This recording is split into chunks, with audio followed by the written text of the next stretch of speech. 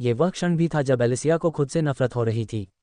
न केवल वह आदित्य के लिए बोझ बन गई थी, अब वह इस स्थिति में एक शब्द भी नहीं बोल सकती थी। हफ हफ हफ हफ। आदित्य ऐसे हौंफ रहा था जैसे कोई घायल मरने वाला हो। अपनी चेतना को खोने से बचाने के लिए उसे हर संभव प्रयास करना पड़ रहा था। अपने दाहिने हाथ से आदित्य ने किसी तरह एलिसिया को धक्का दिया और खड़े होने की कोशिश की, लेकिन जब उसने खड़े होने के लिए जोर लगाया तो उसका शरीर कांपने लगा। उसके पैर कांपने लगे और उसके शरीर से और खून बहने लगा। पब फ्यूचर द्वारा विज्ञापन। बेवकूफ़, हिलना बंद करो, नहीं तो मर जाओगे। एलिसिया चिल्लाना चाहती थी और ये शब्द कहना चाहती थी, लेकिन उसके मुंह से कुछ नहीं निकला। उसे ऐसा लगा जैसे कोई उसका गला दबा रहा हो। उसे घुटन महसूस हो रही थी। उसके कांपते और कमज़ोर हाथों से 2 जोड़ी मुलायम हथेलियां उसके चेहरे की ओर बढ़ीं। इससे उसका ध्यान उसकी ओर गया। बिना किसी सूचना या चेतावनी के आदित्य ने पाया कि उसका चेहरा उसकी मुलायम, आरामदायक और गर्म छाती में दब गया है। मत जाओ। ये पहली बार था जब इथरियल साम्राज्य की राजकुमारी, धन की देवी और इस ग्रह की सबसे अमीर व्यवसायी ने किसी को अपना कमजोर पक्ष दिखाया था। राजकुमारी जो देवी भी थी, उसने कभी किसी को अपना कमजोर पक्ष नहीं दिखाया। वह हमेशा गर्व से खड़ी रही। इस दुनिया में किसी ने भी, यहाँ तक कि उसके परिवार ने भी, राजकुमारी को इस तरह कमजोर नहीं देखा था। अतीत की गर्वित, शांत और संयमित महिला अब एक कमजोर और नाजुक लड़की की तरह लग रही थी जिसकी आंखों में अंतहीन आंसू के अलावा कुछ नहीं था। आदित्य ने मुश्किल से उसकी बातें सुनी। उसके शब्द उसके कानों में मुश्किल से सुनाई दे रहे थे। आदित्य ने किसी तरह अपना दाहिना हाथ उठाया और अपनी स्टोरेज रिंग को ढूंढने लगा, और जैसा कि उम्मीद थी, स्टोरेज रिंग उसकी बीच वाली उंगली से कहीं गिर गई थी। ये सिर्फ उसकी स्टोरेज रिंग ही नहीं थी, बल्कि उसकी 5 सितारा काली तलवार भी कहीं गिर गई थी, क्योंकि वह तोप के गोले की तरह उड़ रहा था। स्वास्थ्य 02-336। ये पहली बार था जब आदित्य की सेहत इतनी गिर गई थी। उसकी चोटें इतनी गंभीर थीं कि यह चमत्कार ही था कि वह अभी भी जीवित था। आदित्य जानता था कि अगर उसके पास दिव्य ड्रैगन रक्तरेखा नहीं होती जिसने उसके शरीर को सामान्य तीसरे क्रम के साधकों की तुलना में अधिक मजबूत बना दिया था, और अगर उसके पास ड्रैगन स्केल नहीं होते जो उसकी सुरक्षा को और मजबूत करते थे, तो उसका पूरा शरीर पानी के गुब्बारे की तरह फट जाता। इस समय राजकुमारी को अपने शरीर पर लगे खून की परवाह नहीं थी। उसे परवाह नहीं थी कि वे कितने करीब थे। उसे उसकी सेहत की परवाह थी। अपने शरीर से लगातार बहते खून को देखकर उसे डर था कि वह जल्द ही मर सकता है। उसका कांपता दाहिना हाथ अभी भी आदित्य के सिर को अपनी छाती से लगाए हुए था, जबकि उसका दूसरा हाथ स्टोरेज रिंग से पीक 5 स्टार हीलिंग पिल निकालने में कामयाब रहा। बिना किसी हिचकिचाहट के, बिना इस बात की परवाह किए कि इस उपचारात्मक गोली को पाने के लिए उसे कितने लाखों खर्च करने होंगे, उसने हरे रंग की 1 इंच आकार की गोली उसके मुंह में डाल दी। अपने मुंह में गोली महसूस करते हुए आदित्य ने उसे निगल लिया। जैसे ही गोली उसके पेट में पहुंची, आदित्य के पूरे शरीर में हरे रंग की आभा फैलने लगी। कुछ ही सेकंड में उसका पूरा शरीर हरे रंग की आभा से ढक गया, जो धीरे धीरे उसके घावों को भर रही थी। आदित्य ने अपनी आंखें बंद कर लीं। हरी आभा के साथ उसके शरीर में अंतहीन दर्द भी कम होने लगा। आदित्य का खून बहना पहले बंद हुआ और फिर उसके ऊतक फिर से बनने लगे। आदित्य पूछने ही वाला था कि यह किस तरह की गोली है, लेकिन एलिसिया ने अपनी तर्जनी उसके होठों पर रख दी और उसे रोक दिया। मैं तुम्हें बाद में बताऊंगा। इस समय आदित्य ने एलिसिया की आंखों में एक अलग तरह का भाव देखा। आदित्य को देखने का उसका नजरिया बदल गया था। दरअसल ये बदलाव तब शुरू हुआ जब आदित्य, एलिसिया, सिल्वी और नोआह ब्लैकवुड शहर में आए और म्यूटेंट फायर चींटियों से लड़े। पब फ्यूचर द्वारा विज्ञापन। उस समय से ही देवी आदित्य को अपने अलग अलग रूप दिखा रही हैं। आदित्य ने कभी नहीं सोचा था कि एलिसिया का कोई चंचल पक्ष होगा। पहले वह सिर्फ यही सोचता था कि यह महिला हमेशा गंभीर और काम में डूबी रहती है, लेकिन आश्चर्यजनक रूप से उसके पास दूसरे व्यक्तित्व भी थे। वह चंचल हो सकती है।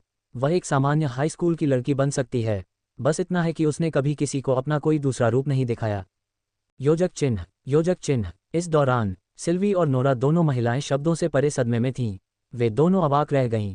जब उन्होंने आदित्य और एलिसिया को बहुत तेज गति से उड़ते हुए देखा तो उनके शरीर में ठंडक फैल गई।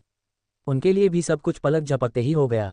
सब कुछ इतना तेज था कि जब तक आदित्य उस विशाल चट्टान से नहीं टकराया, तब तक उन्हें एहसास ही नहीं हुआ कि क्या हो रहा है। जहां तक कुलीन सैनिकों और नूह का सवाल है, तो वे समझ ही नहीं पाए कि क्या हो रहा है। जब उन्होंने पेड़ों के टूटने की आवाज़ सुनी, तभी उन्हें एहसास हुआ कि कुछ गड़बड़ है। तुम कौन हो? नूह ने उस बूढ़े आदमी की तरफ देखा जो चुपचाप हवा में खड़ा था और आदित्य की दिशा में देख रहा था। नूह के शब्दों ने भी सभी का ध्यान आकर्षित किया था। सिल्वी, नोरा और सभी कुलीन सैनिकों ने अपना ध्यान उस आदमी की ओर लगाया जो हवा में खड़ा था और आदित्य की दिशा में देख रहा था। सोचना है कि यह बच्चा मेरे हमले से बच पाएगा। बूढ़ा आदमी ये देखकर हैरान रह गया कि आदित्य उसके हमले से बच गया है। सामान्य तीसरे क्रम के व्यक्ति का शरीर उस हमले से फट जाता, लेकिन आदित्य, जो कि एक साधारण तीसरे क्रम का व्यक्ति था, इस हमले से बच गया और राजकुमारी की रक्षा भी की। ये वाकई आश्चर्यजनक था। इससे ये भी पता चलता है कि आदित्य में कितनी क्षमता थी।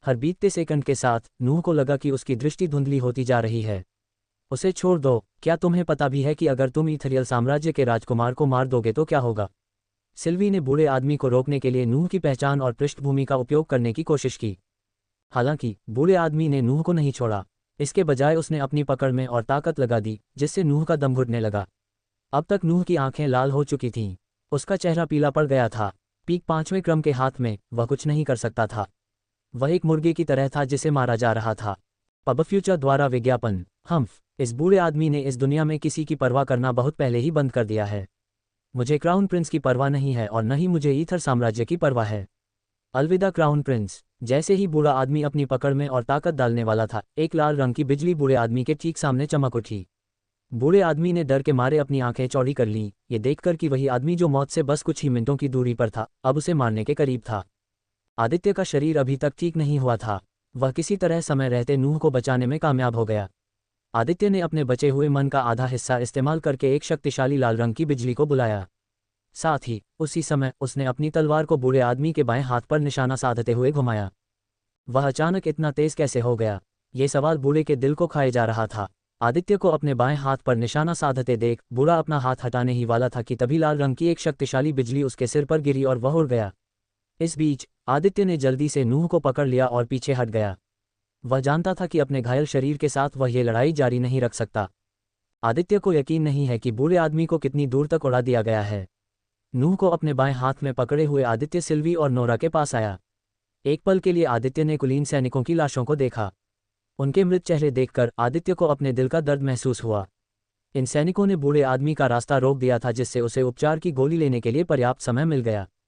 हमें भागना होगा, बस मुझे थामे रहो, मैं जितनी जल्दी हो सके भागने की कोशिश करूंगा।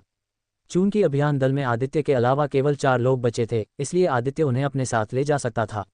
साथ ही वे एक चोटी 5वें क्रम के व्यक्ति के खिलाफ थे जो उन्हें आसानी से मार सकता था। इस समय आदित्य की प्राथमिकता जितनी जल्दी हो सके भागना था। हालांकि उसे यकीन नहीं है कि वह चोटी 5वें क्रम के व्यक्ति से आगे निकल भी सकता है या नहीं। मेरे पास एक बेहतर योजना है। आदित्य, कृपया जाकर एलिसिया को यहाँ ले आओ। सिल्वी ने बिना किसी हिचकिचाहट के एक सुनहरा त्रिकोणीय आकार का क्रिस्टल निकाला।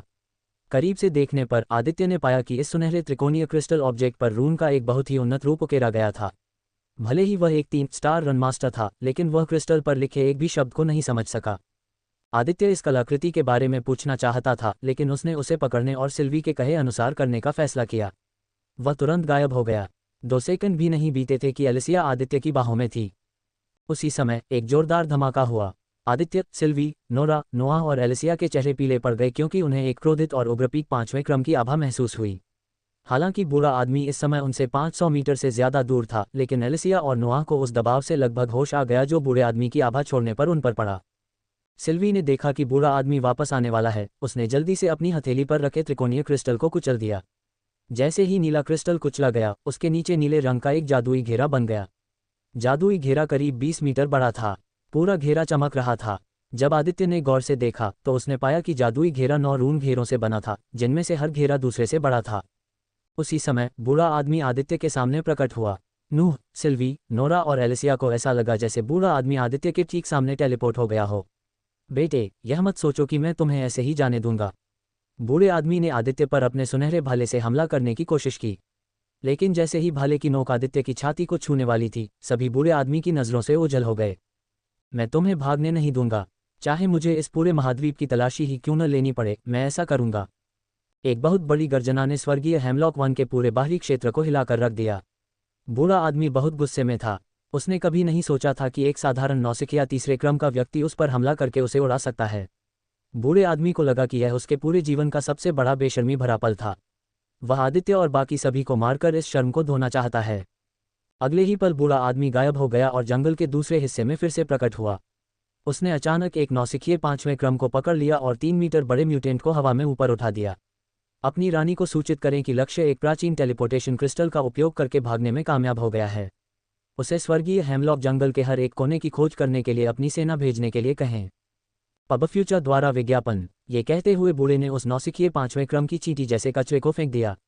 इस समय बूढ़े को लगा कि अगर वह यहाँ मौजूद हर एक उत्परिवर्ती अग्नि चींटी को भी मार देगा तो भी उसके काम में गुस्सा शांत नहीं होगा। मैं मूल रूप से क्राउन प्रिंस, राजकुमारी और टीम में 2 कष्टप्रद 5वें क्रम के लोगों को मारने के लिए यहाँ आया था, लेकिन मुझे कोई ऐसा व्यक्ति मिलने की उम्मीद नहीं थी जो शीर्ष 5वें क्रम के लोगों को घायल करने में सक्षम हो। इससे पहले बूढ़ा आदमी अपने साथ लाए एक खास कलाकृति की वजह से आदित्य के बिजली के हमले की शक्ति को कम करने में कामयाब रहा था। भले ही उसने क्रिम्सन लाइटनिंग स्ट्राइक की शक्ति को कम न किया हो, फिर भी हमले से उसे इतना नुकसान नहीं होता। मैं तुम्हें जिंदा नहीं छोड़ूंगा। बूढ़ा आदमी इस बात से नाराज था कि उसका शिकार भागने में कामयाब हो गया। एक पल की लापरवाही ने उसे इस मुसीबत में डाल दिया। एशले, क्या तुम्हारा मिशन पूरा हो गया है? बूढ़ा आदमी उड़कर आदित्य और दूसरों की तलाश करने वाला था, लेकिन तभी एक आवाज़ ने उसे रोक दिया। यह एक महिला की आवाज़ थी। वह महिला एक उन्नत संचार उपकरण के जरिए उस बूढ़े आदमी से बात कर रही थी जिसका नाम एशले था। दुर्भाग्यवश एक अज्ञात कारक की उपस्थिति के कारण, जिसे हमने आते नहीं देखा था, लक्ष्य एक टेलीपोर्टेशन क्रिस्टल का उपयोग करके भागने में कामयाब रहे। ये पहली बार था जब बूढ़ा आदमी एशले अपने मिशन को पूरा करने में विफल रहा था, या बल्कि एक निश्चित समय अवधि के भीतर मिशन को पूरा करने में विफल रहा था। अज्ञात कारण, समझाएं? एशले से बात कर रही महिला स्पष्ट रूप से नाखुश और यहाँ तक कि गुस्से में लग रही थी। मुझे लगता है कि उसका नाम आदित्य था। कम से कम राजकुमारी और बाकी सभी लोग उसे यही कहते थे। वह एक युवा है जो लगभग 18 से 20 साल का है। ड्रैगन ब्रैट में क्रिम्सन लाइटनिंग को नियंत्रित करने की शक्ति थी। आदित्य इतना शक्तिशाली है कि वह कुछ ही सेकंड में शुरुआती 5वें क्रम के साधकों को मात दे सकता है। अगर इस मिशन में मध्य 5वें क्रम के साधक को भेजा जाता तो मुझे डर है कि वह साधक आदित्य के हाथों पहले ही मर चुका होता। एशले की बातें सुनने के बाद महिला 5 मिनट के लिए चुप हो गई। एक लंबी चुप्पी के बाद महिला की आवाज़ फिर से सुनाई दी, लेकिन इस बार किसी कारण से एशले को लगा कि उसकी आवाज़ थोड़ी कांप रही थी। आदित्य अफवाह है कि दिव्य क्रिम्सन ड्रैगन है। वह कीमिया की देवी का वर्तमान पति भी है। मैंने कभी नहीं सोचा था कि लगभग 3 महीने बाद आदित्य वेस्टनिया आएगा और धन की देवी के साथ रहेगा। महिला की बातें सुनकर एशले के चेहरे पर हैरानी का भाव उभर आया। वह दिव्य लाल ड्रैगन था। कोई आश्चर्य नहीं कि वह बच्चा उन घातक घावों के बावजूद जीवित रहने में कामयाब रहा। एशले, मिशन बदल दिया गया है। आदित्य और अन्य लोगों को खोजने के लिए अपनी पूरी ताकत लगाओ। अगर आदित्य हमारे साथ आने के लिए सहमत होता है तो उसे अपने साथ आने दो, लेकिन अगर तुम्हें लगता है कि वह हमारे संगठन के लिए खतरा है या बन सकता है तो तुम्हें उसे मारने की मेरी पूरी अनुमति है। महिला की आवाज़ थोड़ी सख्त लग रही थी। वह थोड़ी हताश लग रही थी। राजकुमारी और युवराज का क्या हुआ? बस उन्हें मार डालो। 2 दिन के अंदर मिशन पूरा करने की कोशिश करो। हमारी तैयारी लगभग पूरी हो चुकी है। समझा? योजक चिन्ह योजक चिन्ह योजक चिन्ह योजक चिन्ह योजक चिन्ह योजक चिन्ह योजक चिन्ह योजक चिन्ह योजक चिन्ह योजक चिन्ह योजक चिन्ह योजक चिन्ह योजक चिन्ह योजक चिन्ह योजक चिन्ह योजक चिन्ह। वास्तव में उन सभी को बहुत बहुत धन्यवाद जो बहुमूल्य गोल्डन टिकट के साथ समर्थन भेजते हैं। मुझे उम्मीद है कि हम इसे जारी रख सकते हैं। यह इस महीने का आखिरी अध्याय है। ईमानदारी से कहूँ तो मैं हर दिन 2 अध्याय अपलोड करना चाहता था, लेकिन मैं विभिन्न कारणों से ऐसा नहीं कर सका। मैं अगले महीने 2 अध्याय अपलोड करने का वादा नहीं करूंगा, लेकिन मैं अपलोडिंग दर बढ़ाने के लिए अपना सर्वश्रेष्ठ प्रयास करूंगा। सभी समर्थन के लिए धन्यवाद। ईमानदारी से कहूँ तो मैं आप लोगों द्वारा भेजे गए सभी गोल्डन टिकट और उपहारों की बहुत सराहना करता हूँ। पब फ्यूचर द्वारा विज्ञापन। संपर्क टॉस साइट मैप दान करें, मेनू दिखाओ। उपन्यास ऑनलाइन पूरा पढ़ें। उपन्यास बिन। उपन्यास ड्रैगन मोनार्क सिस्टम अध्याय 179। गुणप्रिय पाठकों, अधिक अध्यायों के अनुवाद में हमारी टीम की सहायता के लिए यहाँ दान करें। URL dragon monarch system C179। Pub future द्वारा विज्ञापन। हम कहाँ हैं? आदित्य ने एलिसिया को नीचे उतारा और फिर चारों ओर देखने लगा। अभी वे जंगल के बहुत अंदर थे। आदित्य ने तुरंत अनुमान लगाया कि उन्हें स्वर्गीय हेमलॉक वन के भीतरी या मुख्य क्षेत्र में टेलीपोर्ट किया गया होगा। उसे इस क्षेत्र में कोई उत्परिवर्ती अग्नि चींटियां या कोई जादुई जानवर नहीं दिखाई दिया। सब कुछ बहुत शांत था। पूरा जंगल बर्फ की चादर से ढका हुआ था। आदित्य के शरीर से धीरे धीरे बर्फ गिरने लगी थी, जो अभी भी उसके शरीर से गिर रही थी। पीक 5 स्टार हीलिंग पिल अभी भी उसके घावों को भर रही थी। उसके शरीर को पूरी तरह से ठीक होने में शायद कुछ और घंटे लगेंगे। मेरा अनुमान है हम स्वर्गीय हेमलॉक वन के मुख्य क्षेत्र में टेलीपोर्ट हो चुके हैं। सिल्वी के शब्दों को सुनकर नोरा, एलिसिया और नूह के चेहरे पीले पड़ गए। जंगल का मुख्य क्षेत्र कई शक्तिशाली और मजबूत 5वें क्रम के जादुई जानवरों का घर था। यह एक ऐसी जगह थी जहां पूरे महाद्वीप के सबसे मजबूत जानवर रहते थे। अगर कोई नौसिखिया 5वें क्रम का साधक पर्याप्त सावधान नहीं है तो वह आसानी से मर सकता है। ये जगह खतरे से भरी थी। यहाँ मैंने सोचा था कि टेलीपोर्टेशन क्रिस्टल हमें स्वर्गीय हेमलॉक जंगल से बाहर भेज देगा। आदित्य थोड़ा निराश हुआ। अगर वह अकेला होता तो वह स्वर्गीय हेमलॉक जंगल से बाहर निकल सकता था। स्वर्गीय हेमलॉक वन इथेरियल साम्राज्य से भी बड़ा है। टेलीपोर्टेशन क्रिस्टल ने हमें 100 किलोमीटर के भीतर कहीं भी बेतरतीब ढंग से टेलीपोर्ट करने का काम किया। हम शायद आंतरिक क्षेत्र से इतनी दूर नहीं हैं। हम बदकिस्मत थे। आदित्य, तुम्हारे घाव कैसे हैं? सबका ध्यान आदित्य के घावों पर गया। उसके दाहिने पंख पर अभी भी बड़े बड़े छेद थे और उसके दाहिने हाथ की हालत अभी भी पहले जैसी ही खराब थी। उसका चेहरा पीला पड़ गया था, मानो किसी ने उसके शरीर से खून निकाल दिया हो। उसका पहले जैसा सुंदर चेहरा अब नहीं रहा। उसके दाहिने गाल का मांस फट गया था और अब उसके गाल की हड्डी दिखाई दे रही थी। सच कहूं तो उसके चेहरे को देखना भी डरावना था। एलिसिया ने भी आदित्य की ओर चिंता से देखा।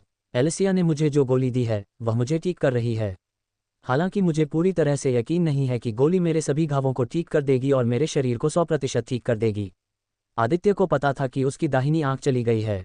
मेरी टूटी हुई पसलियां पहले ही ठीक हो चुकी हैं। मेरे क्षतिग्रस्त अंग भी ठीक हो चुके हैं। जहां तक मेरे दाहिने गाल, दाहिने हाथ, दाहिने पंख और दाहिने कंधे पर घावों की बात है, मुझे लगता है कि शायद इसमें कुछ और घंटे लगेंगे।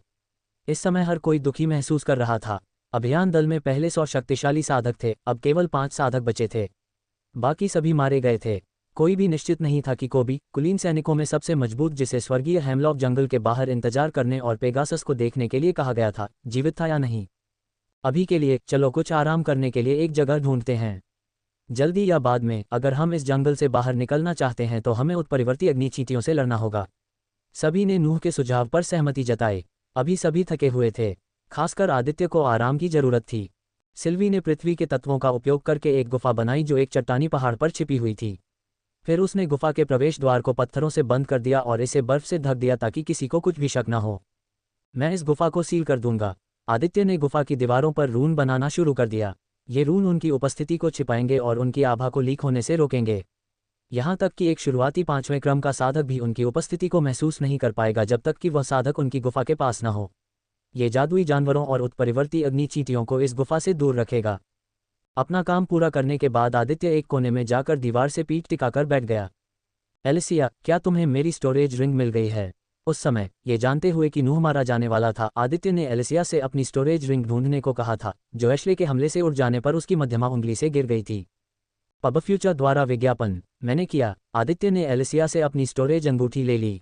उस समय ये जानते हुए कि उसकी वर्तमान गति पर्याप्त नहीं होगी, आदित्य ने अपने विकसित कौशल में से एक का प्रयोग किया। इन्फर्नो ओवरड्राइव विवरण युद्ध की देवी द्वारा विकसित एक विशेष प्रकार का कौशल।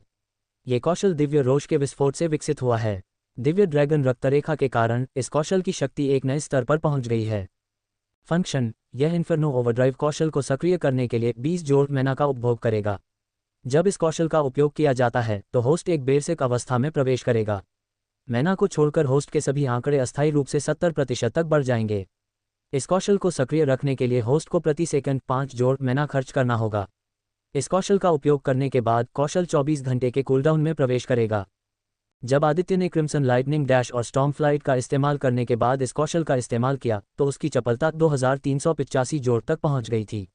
उस समय आदित्य की गति एक नए भयावह स्तर पर पहुंच गई थी, यहां तक कि उसे अपनी चपलता को नियंत्रित करने में भी परेशानी हो रही थी।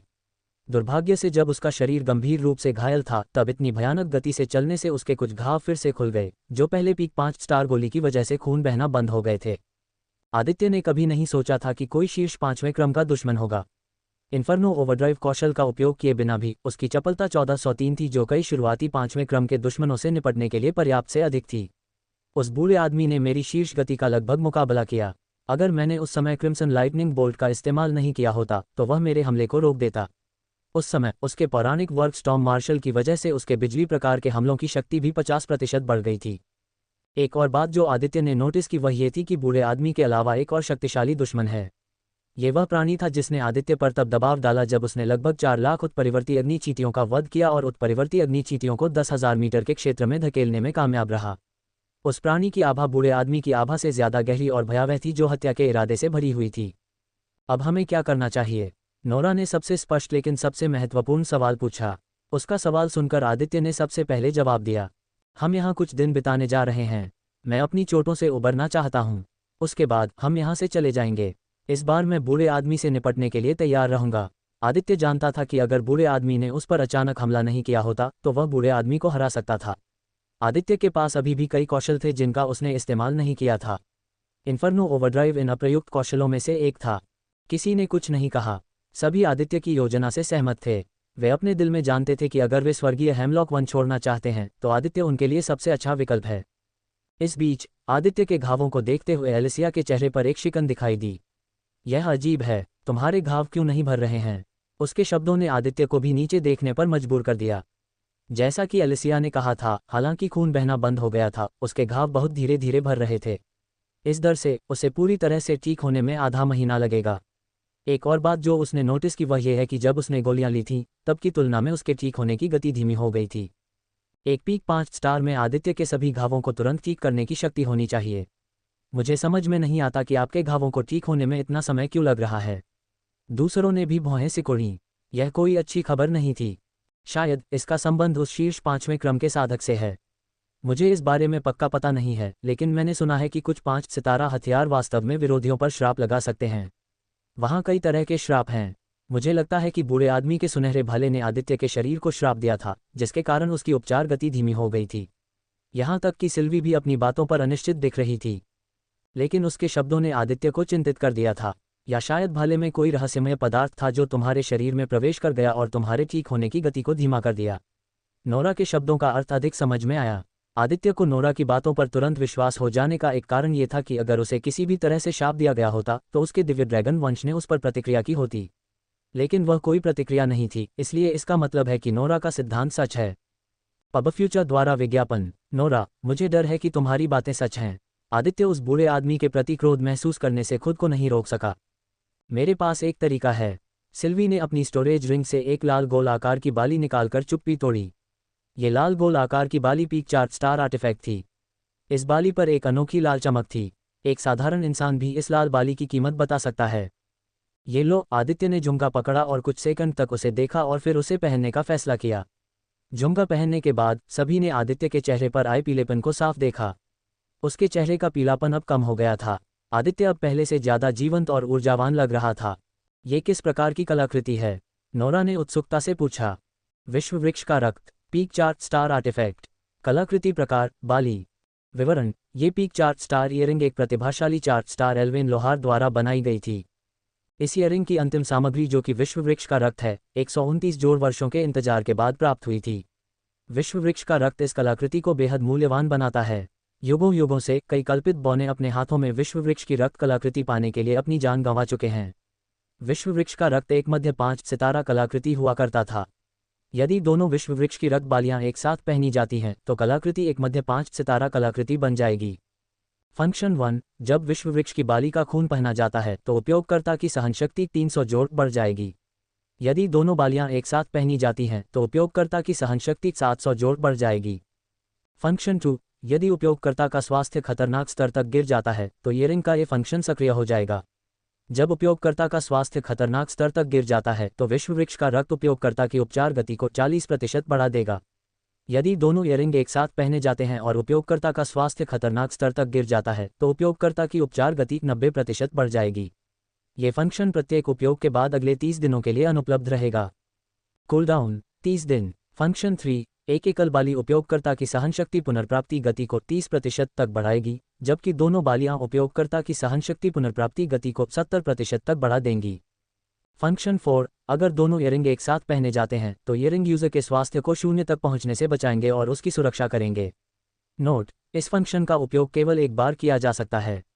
इस फंक्शन का उपयोग करने के बाद ईयरिंग इस फंक्शन को खो देंगे और ईयरिंग की रैंक मिड 5 स्टार से बिगिनर 5 स्टार आर्टिफैक्ट में गिर जाएगी। जैसे ही आदित्य ने झुमके पहने, उसकी सहनशक्ति तुरंत 300 जोड़ बढ़ गई। चूंकि उसका स्वास्थ्य अभी भी बहुत कम था, झुमके का दूसरा कार्य भी सक्रिय हो गया, जिससे उसकी उपचार गति 40% बढ़ गई। ये कलाकृति आदित्य की उपचार गति को बढ़ाएगी। मैंने कभी नहीं सोचा था कि जिस कलाकृति का मैंने कभी उपयोग नहीं किया वह ऐसी स्थिति में काम आएगी। ये कलाकृति उसे उसकी दादी से विरासत में मिली थी। सिल्वी ने इस कलाकृति का बहुत कम उपयोग किया क्योंकि उसके पास अन्य बेहतर विकल्प थे। उसने जो कलाकृतियां पहनी थीं, उनसे उसका मान कुछ 100 अंक बढ़ गया। उसकी एक कलाकृति ने तो उसकी जादू टोना करने की गति को 100% तक बढ़ा दिया। आमतौर पर पीक 4 स्टार आर्टिफैक्ट को एक अनमोल खजाना माना जाता है, लेकिन सिल्वी की पहचान को देखते हुए उसके लिए कई शक्तिशाली आर्टिफैक्ट रखना आसान था। उन आर्टिफैक्ट के होने से सिल्वी को लड़ाई में बहुत मदद मिली। इसमें कोई संदेह नहीं है कि आदित्य के बाद सिल्वी नोरा के साथ दूसरी सबसे शक्तिशाली थी, सक्कुबस तीसरी सबसे शक्तिशाली थी। अगर नोरा को भी वही आर्टिफैक्ट दिए जाते जो सिल्वी ने लड़ाई के दौरान पहने थे तो सक्कुबस सिल्वी से भी ज्यादा शक्तिशाली होती। नोरा की सबसे बड़ी कमी उसका सीमित मैना था। अगर उसके पास आदित्य की तरह एक विशाल मैना रिजर्व होता तो वह अपने आकर्षण का उपयोग करके सभी 5वें क्रम के उत्परिवर्ती अग्नि चींटियों को भी नियंत्रित कर सकती थी। योजक चिन्ह योजक चिन्ह योजक चिन्ह योजक चिन्ह योजक चिन्ह योजक चिन्ह योजक चिन्ह योजक चिन्ह योजक चिन्ह योजक चिन्ह योजक चिन्ह योजक चिन्ह योजक चिन्ह योजक चिन्ह योजक चिन्ह योजक चिन्ह। वास्तव में उन सभी को बहुत बहुत धन्यवाद जो बहुमूल्य गोल्डन टिकट के साथ समर्थन भेजते हैं। मुझे उम्मीद है कि हम इसे जारी रख सकते हैं। पब फ्यूचर द्वारा विज्ञापन। संपर्क टॉस साइट मैप दान करें मेनू दिखाओ। उपन्यास ऑनलाइन पूरा पढ़ें। उपन्यास बिन। उपन्यास ड्रैगन मोनार्क सिस्टम अध्याय 180। गुणप्रिय पाठकों, अधिक अध्यायों के अनुवाद में हमारी टीम की सहायता के लिए यहाँ दान करें। URL dragon monarch system C180। Pub future द्वारा विज्ञापन। इथेरियल साम्राज्य में यह एक सामान्य दिन था। रोज हाई हिल्स शहर में 10 लाख गार्ड तैनात होने के कारण लोग सुरक्षित महसूस कर रहे थे। हालात शांत होने लगे थे। अभियान दल को रोज हाई हिल्स शहर से निकले हुए 3 घंटे से ज्यादा समय बीत चुका था। इथेरियल साम्राज्य की राजधानी। जब सम्राट शाही अधिकारियों के साथ बैठक कर रहे थे तो प्रधानमंत्री अचानक बिना किसी चेतावनी के सिंहासन कक्ष में दौड़ते हुए आए। महाराज, कोबी को छोड़कर सभी कुलीन सैनिक मर चुके हैं जिसे आपने अभियान दल में भेजा था। उनके सभी जीवन क्रिस्टल टूट गए हैं। क्या क्या तुमने कहा? रोनी ने गहरी सांस लेते हुए अपनी आंखें सिकोड़ लीं। उसने ध्यान से अपने प्रधानमंत्री को देखा और अपना पूरा ध्यान अपने प्रधानमंत्री पर लगा दिया, इस डर से कि अगर उसने पर्याप्त ध्यान नहीं दिया तो वह गलत बातें सुन लेगा। इस समय रोनी बहुत खतरनाक लग रहा था। उसकी आंखें ठंडी हो गई थीं। जिस तरह से उसने प्रधानमंत्री को देखा उससे दूसरों को लगा कि जैसे सम्राट उनका वध करने वाला है। महाराज, हमारे द्वारा भेजे गए सभी कुलीन सैनिक मारे गए हैं। लगभग 10 मिनट पहले उनके सभी जीवन क्रिस्टल एक ही समय में टूट गए। अगले 5 सेकंड के लिए हर कोई चुपचाप सम्राट को देखता रहा। हर कोई पहले से ही डरा हुआ महसूस कर रहा था। सम्राट ऐसा व्यक्ति था जिसके साथ कोई भी खिलवाड़ नहीं करना चाहता था। जब यह आदमी अपना आपा खो देता है तो चीजें बहुत अराजक हो सकती हैं। हालांकि सभी की उम्मीदों के विपरीत सम्राट ने खुद को शांत करने के लिए एक गहरी सांस ली। रोनी ने अपनी मुट्ठियां भींच लीं और उसकी आंखें लाल हो गईं। उसकी आंखों में ठंडक और बढ़ गई। ठंडा और निर्दयी सम्राट थोड़ा कमजोर और कमजोर भी लग रहा था। उसकी आंखों में डर का एक निशान था, लेकिन किसी ने ध्यान नहीं दिया। सम्राट का सबसे बड़ा डर, कमजोर और कमजोर पक्ष उसके अपने बच्चे थे। रोनी अपने बच्चों से इतना प्यार करता था कि वह उनके लिए कुछ भी करने को तैयार था। एलिसिया और नूह, तुम्हारा क्या हाल है? रोनी ने घुटी हुई आवाज में पूछा। इस समय जो आदमी सुनहरे सिंहासन पर बैठा था वही इथेरियल साम्राज्य का सम्राट नहीं था, बल्कि वह एक हताश पिता था जो अपने बच्चों के बारे में जानना चाहता था। यह कोई रहस्य नहीं था कि इस बार महामहिम ने क्राउन प्रिंस और राजकुमारी को अभियान दल में शामिल होने की अनुमति दी थी। रोनी ने नूह और एलिसिया को भेजने के लिए इसलिए सहमति जताई क्योंकि अभियान दल में 3 शुरुआती 5वें क्रम के सैनिक और उनके साम्राज्य के सबसे शक्तिशाली और सक्षम कुलीन सैनिक थे। आदित्य का तो जिक्र ही नहीं, जिसके पास 1 लाख सैनिकों की शक्ति थी। कई दुश्मनों से लड़ने की उसकी क्षमता ने रोनी को यह विश्वास दिलाया कि अभियान दल को कुछ नहीं हो सकता। लेकिन ऐसा लगता है कि वह गलत था। प्रधानमंत्री ने गहरी सांस ली और फिर सम्राट के चेहरे की ओर देखा। हालांकि यह पहली बार नहीं था जब प्रधानमंत्री ने सम्राट को क्रोधित देखा था, लेकिन यह पहली बार था जब प्रधानमंत्री को लगा कि अगर उनके बच्चों को कुछ हो गया तो सम्राट अपना मानसिक संतुलन खो सकते हैं। महामहिम, आप निश्चिंत रह सकते हैं। महामहिम और राजकुमारी दोनों ठीक हैं। इतना ही नहीं, नोरा और सिल्वी भी अभी जीवित हैं। जहां तक टेट की बात है तो उसकी मृत्यु लगभग 30 से 40 मिनट पहले हुई थी। प्रधानमंत्री के शब्दों के बाद पूरा सिंहासन कक्ष सन्नाटे में डूब गया। सिंहासन कक्ष में सभी ने राहत महसूस की कि राजकुमारी और राजकुमार ठीक हैं। लेकिन टेट की मौत की खबर ने उन्हें दुखी कर दिया। ऐसा नहीं था कि सिंहासन कक्ष में कोई भी टेट से भावनात्मक रूप से जुड़ा हुआ था। सभी को दुख हुआ क्योंकि टेट इथेरियल साम्राज्य के स्तंभों में से एक था और उसकी मृत्यु ने एक ऐसा अंतर पैदा कर दिया है जिसे भरने में शायद लंबा समय लगेगा। किसी गुट के लिए एक शुरुआती 5वें क्रम के साधक को रखना निश्चित रूप से आसान नहीं था। एक गुट को एक शुरुआती 5वें क्रम के साधक को बढ़ाने के लिए जितने संसाधनों का इस्तेमाल करना पड़ता है वह बहुत अधिक है। इस तथ्य का उल्लेख नहीं करना है कि हर साधक के पास 5वें क्रम तक पहुंचने की प्रतिभा नहीं थी। पब फ्यूचर द्वारा विज्ञापन। प्रधानमंत्री की बातें सुनकर रोनी ने राहत भरी सांस ली। सौभाग्य से नूह और एलिसिया को कुछ नहीं हुआ। रोनी को अब नूह और एलिसिया को अभियान दल के साथ भेजने के अपने फैसले पर पछतावा होने लगा था। अगर वह समय को पीछे कर सकता तो रोनी नूह, एलिसिया और आदित्य को अभियान दल के साथ नहीं भेजता। आदित्य के लिए रोनी को यकीन नहीं था कि वह जीवित है या नहीं। जीवन क्रिस्टल एक विशिष्ट प्रकार का क्रिस्टल था जो किसी व्यक्ति के जीवन से जुड़ा होता था। आमतौर पर एक साधक को अपने खून की एक बूंद डालकर जीवन क्रिस्टल को अपनी आत्मा से बांधना पड़ता है। यदि कोई साधक मर जाता है तो जीवन क्रिस्टल भी टूट जाएगा। बड़े गुट इस पद्धति का उपयोग ये जानने के लिए करते हैं कि उनके गुट के सदस्य के साथ कुछ हुआ है या नहीं। चूंकि आदित्य के पास जीवन क्रिस्टल नहीं था, इसलिए किसी को नहीं पता था कि वह जीवित है या मर गया। मुझे नहीं लगता कि आदित्य मर चुका है। नूह ने मुझे आदित्य की शक्तियों के बारे में जो बताया था, उसके आधार पर वह एक पल में सैकड़ों शीर्ष 4 क्रम उत्परिवर्ती अग्नि चींटियों को मार सकता है। ऐसा कोई तरीका नहीं है जिससे वह मरा हो। रॉनी जितना आदित्य से उसकी बेटी को चुराने और उसकी बेटी का प्रेमी बनने के लिए नफरत करता था, रॉनी वास्तव में नहीं चाहता था कि आदित्य मर जाए। उसकी राय में आदित्य एक प्रतिभाशाली व्यक्ति था। केवल 19 वर्ष की आयु होने के बावजूद वह पहले से ही शुरुआती 3 क्रम तक पहुंच चुका था। यह एक ऐसी उपलब्धि थी जिसे हर प्रतिभाशाली व्यक्ति पूरा करने में सक्षम नहीं था। ये तथ्य कि वह उच्च क्रम के प्राणियों से इतनी आसानी से और सहजता से लड़ सकता है, उसे और भी अधिक प्रतिभाशाली बनाता है। इस तरह की प्रतिभा हर 500 साल में एक बार पैदा होती है। फिर भी मैंने कभी नहीं सोचा था कि इथरियल साम्राज्य के 94 सर्वश्रेष्ठ कुलीन सैनिकों में से 93 3 घंटे से भी कम समय में मर जाएंगे। मुझे लगता है कि अभियान दल पर उत्परिवर्ती अग्नि चींटियों ने हमला किया होगा। रॉनी ने एक और आह भरी। उसने उत्परिवर्ती अग्नि चींटियों के बारे में सोचते हुए अपनी दाहिनी हथेली से अपने माथे की मालिश की। महाराज, मुझे डर है कि अभियान दल पर उत्परिवर्ती अग्नि चींटियों ने हमला किया होगा। क्या हमें राजकुमारी और क्राउन प्रिंस को बचाने के लिए एक और टीम भेजनी चाहिए? रॉनी ने तुरंत जवाब नहीं दिया। वह गहरी सोच में खोया हुआ था। चूंकि अभियान दल के 100 सदस्यों में से 95 मर चुके हैं, इसलिए यह मान लेना सुरक्षित है कि सिल्वी ने उस कलाकृति का उपयोग करने में कामयाबी हासिल कर ली है जो मैंने उसे दी थी, और वह एलिसिया, नूह, आदित्य और नोरा के साथ टेलीपोर्ट करने में कामयाब रही है। ये सबसे तार्किक निष्कर्ष था जिसके बारे में रॉनी सोच सकता था। हालांकि इस बात की बहुत अधिक संभावना है कि टेलीपोर्टेशन क्रिस्टल ने एलिसिया, नूह, आदित्य, नोरा और सिल्वी को स्वर्गीय हेमलॉक वन के किसी अन्य भाग में टेलीपोर्ट कर दिया है। टेलीपोर्टेशन क्रिस्टल ने बेतरतीब ढंग से टेलीपोर्ट किया।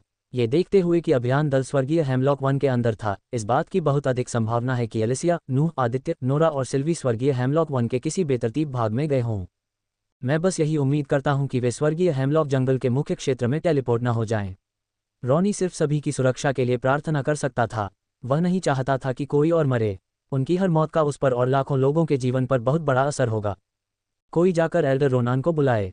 इस बार मैं खुद स्वर्गीय हेमलॉक वन में जाऊंगा। रॉनी खड़ा हुआ और फिर म्यूटेंट फायर चींटियों के साथ एक पूर्ण युद्ध की तैयारी के इरादे से सीढ़ियों से नीचे चलने लगा। योजक चिन्ह, दृश्य परिवर्तन अंडरस्कोर, पब फ्यूचर द्वारा विज्ञापन। क्या किसी के पास खाने के लिए कुछ है? इस स्थिति में शुरुआती 5वें क्रम के सक्कुबस ने बेशर्मी से भोजन मांगा। नोरा की बातें सुनकर सभी ने अपनी आंखें खोली और ध्यान करना बंद कर दिया।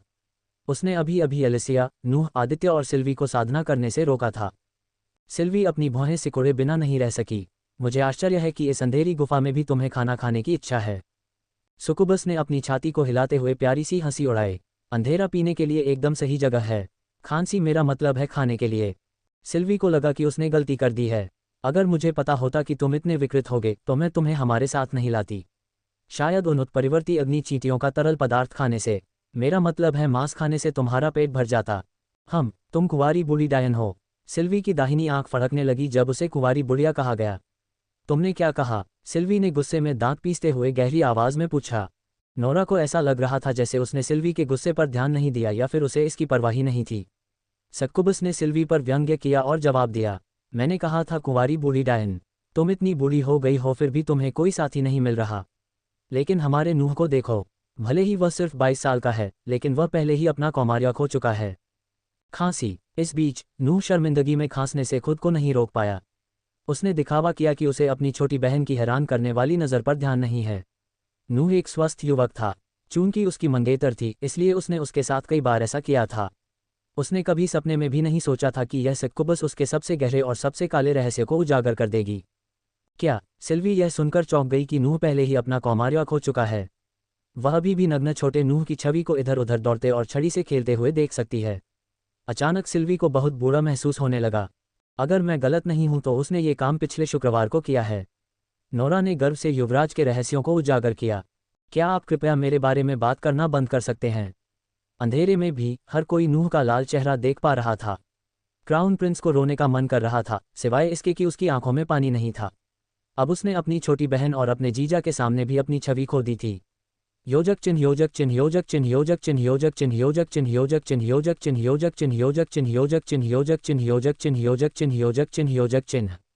वास्तव में उन सभी को बहुत बहुत धन्यवाद जो बहुमूल्य गोल्डन टिकट के साथ समर्थन भेजते हैं।